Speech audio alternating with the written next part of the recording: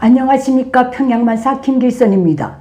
7월 14일 금요일 북한 내부 관련 주간시사를 시작하겠습니다. 주간에 공개된 김정은의 일일 지시문이고 노동당의 일일 지령서인 노동신문과 기타 북한의 공개 비공개 언론 보도물들을 분석하고 주간 북한 내부 관련 시사의 주제를 이렇게 설정했습니다. 김정은이 지난 7월 12일 소위 신형 대륙간 탄도미사일 화성포 18형을 시험 발사한 진짜 이유. 두 번째, 김여정이 지난 7월 10일과 11일 사이 담화문에서 대한민국이라는 말을 쓴 진위. 그 다음에 세 번째, 김정은이 콩나물을 길러 먹듯이 인재 양육을 해야 한다는 궤변에 대해서 분석해 드리고, 다음 네 번째로 장명노름의 신이 난 김정은에 대해서 분석해 드리겠습니다. 그러면 첫째, 김정은이 7월 10일 소위 신형 대륙간 탄도미사일 화성포 18형을 발사한 진짜 이유를 분석해 드리겠습니다. 저는 북한 김일성 족속을 기준으로 분석합니다.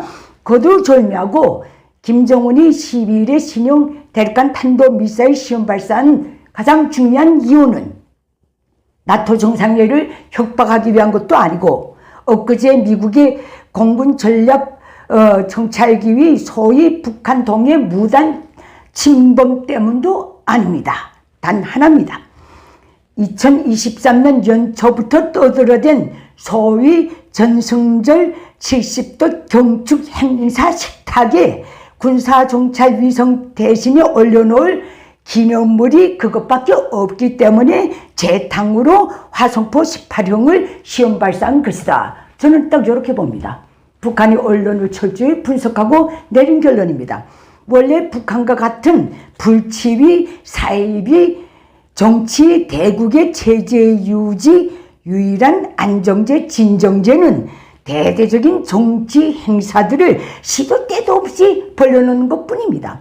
이 때문에 김정은은 소위 군사정찰 위성을 꼭 성공시켜서 전승 70도 기념일에 김일성 족속 업전 찬양에 핫하게 써먹으려고 작년 말부터 우주개발국이요, 정찰위성 발사준비위원회요, 무기전시장이요, 두루두루 싸돌아다니면서 빠른 시일 내에 그 시험 발사를 촉구했고, 지난 5월 31일 소위 신형 위성 운반 로켓 천리마 1형에 탑재해서 소위 군사정찰 위성 만리경 1호를 발사했지만 실패해서 국제적으로 개망신을 당했고, 그래서 북한의 국가우주개발국 해변위까지 내세워서 가급적으로 빠른 기간 내에 제2차 시험 발사를 선언했지만, 그래서 7월 초까지 두문 분출하다시피 이에 숨어서 계속 이 분야를 복가됐지만 안 되는 건 안 되는 것이니 이제 일단은 포기하고, 어쨌거나 지난 4월 13일에 성공한 적이 있는 화성 18형 재시험 발사를 한 것이다. 이렇게 저는 봅니다. 그런데도 김정은은 마치도 워싱턴 선언이요, 3자 핵동맹이요, 미국 남조선 핵협의 그룹요 등에 대응해서 이번 시험 발사를 한 것처럼 장황하게 떠들어대는데, 그놈이 7월 12일 현지에서 시험 발사 성공 직후에 한 말을 보면 그 속내가 뻔합니다. 미제위 강대성의 신화를 여지없이 깨버리고 위대한 조선민이 쟁취한 뜻깊은 전승절 70돛을 앞두고 새로운 전략무기 체계 시험에서 대성공함으로써 영원한 승리의 역사를 시대와 미래 앞에 기약 어쩌고저쩌고 이렇게 역설했습니다.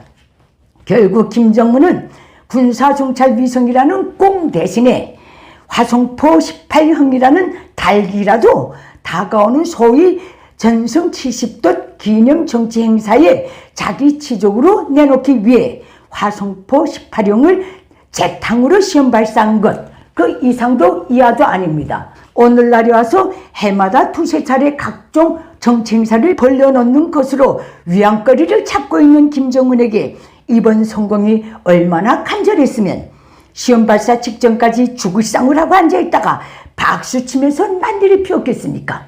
하지만 북한 내부 사정으로 시험 발사를 했던, 외부 사정을 감안해서 시험 발사를 했건 김정은의 작태는 분명히 대북 유엔 제재 위반이고 대한민국, 미 합중국 등 국제사회에 대한 엄중한 군사적 도발 행위이므로 여기에 대한 규탄과 제재는 반드시 기필코 받아야 할 것입니다. 다음 북한 내부 관련 두 번째입니다.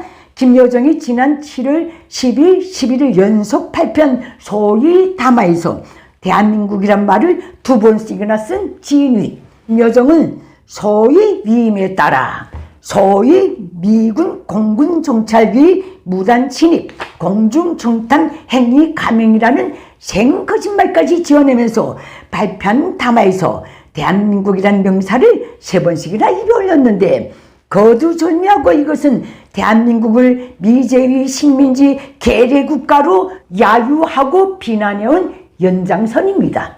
여기에 의미를 둘 필요가 없습니다.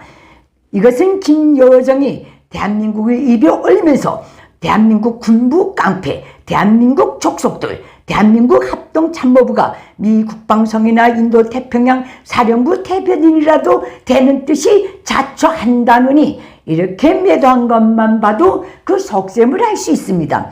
대한민국 사회에서, 국민사회에서 김여정이 예의도 없고 입도 거칠다는 반향을 주워듣고 제 수준에서 나름 고급스럽게 야유한답시고 그렇게 붙인 겁니다. 이것을 두고 여기 대한민국 TV 뉴스 채널들에서 대한민국과 영원히 상대하지 않겠다는 뜻이라느니 뭐니 분석을 하는 것 같은데, 언제는 북한이 대한민국을 온전히 상대해 줬습니까? 덧붙여서 북한의 아태평화위원회가 현대아산의 전 현대그룹 회장 추모식을 금강산에서 열도록 해달라는 요청을 거부하면서 북한 외교부와 상의하라고 했다는 것에 대해 역시 언론 일각에서는 북한이 대남 정책을 국가 대 국가 정책으로 변화 가능성을 운운도 하던데, 북한 노동당 대남 사업부서 중 하나인 아태평화위원회가 그런 통지를 보냈다면 이제 아산에서 뜯어먹을 것이 없으니 용도 폐기한다, 그 선언이나 같습니다.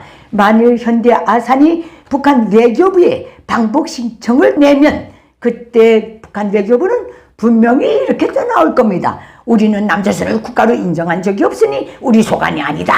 거들떠도 안 볼 것입니다. 이런 면에 대해서 북한 잣대로 봐야 그 답이 딱 나오게 되어 있습니다. 다음 북한 내부 관련 세 번째입니다.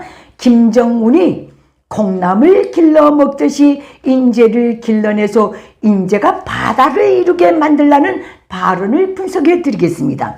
김정은의 일일지신문이고 노동당의 일일지령서인 노동신문은 엊그제 김정은의 이런 말도 기재했습니다. 인재가 모든 것을 결정합니다. 오늘의 시대는 인재들에 의해 나라의 국력과 경제 문화의 발전이 좌우되는 인재 중시의 시대입니다. 그러자면 인재들이 바다를 이루게 만들어야 합니다. 콩나물을 길러 먹듯이 인재 후비들을 품들여서 체계적으로 키우고 그들의 핵심적 역할을 높여나가야 합니다. 아무리 망고에 없는 독재자라지만은 어떻게 사람을 넣고 콩나물을 길러 먹듯이 인재를 만들려고 말할 수 있겠습니까?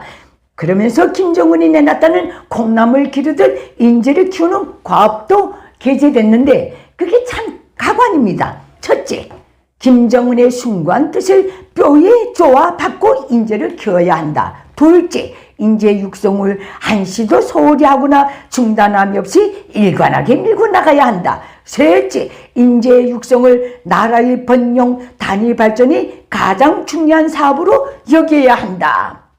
이겁니다. 김일성 족속이 3대 권력을 세습하면서 북한의 과학자, 기술자들을 온갖 과학자 돌격대에 내몰고 무수히 비명으로 죽게 만든 족속이 90년대 수많은 과학자, 기술자들을 앉은 자리에서 굶어 죽게 만든 족속이 유학까지 간 북한 과학자들이 강냉이 배낭을 지고 전역을 헤매도록 만든 족속이 자라나는 후대들에게 장착해서 과학자가 되겠다는 꿈마저도 지리 멸렬시킨 족속이 이제 와서 자기가 처음 발견한 것처럼 콩나물 길러 먹듯이 인제가 바다를 이루게 해야 한다 라고 까불고 있으니 그 말을 진심으로 믿을 북한 주민 단 한 명도 없다는 점 여기서 분명히 해드립니다. 개설입니다. 다음 북한 내부 관련 네 번째입니다. 장명 노름의 신이 난 김정은의 작태를 알려드리겠습니다. 최근 노동신문은 김정은이 장명했다는 것들을 신뢰를 이렇게 들었습니다. 김정은이 필지별 용농 세부계획 작성 프로그램의 이름을 구술담이라고 장명해줬다. 김정은이 농업과학기술보급 홈페이지를 황금벌이라고 장명해줬다. 김정은이 농업과학기술봉사 프로그램을 황금열매로 장명해줬다. 신이 났습니다. 예로부터 체형 보고 옷을 짓고 꼴 보고 이름 짓는다고 했습니다. 30년이 넘도록 인민에게 하루 세끼 밥도 제대로 먹이지 못하는 족속이 자기 혼자 처먹고 앉아있으니 북한 주민들이 처참한 처지, 황폐화된 북한의 산천이 다 구슬담 황금벌, 황금열매로 보이는가 봅니다. 예, 이것으로서 북한 내부 관련 주간 시사를 마치겠습니다. 감사합니다.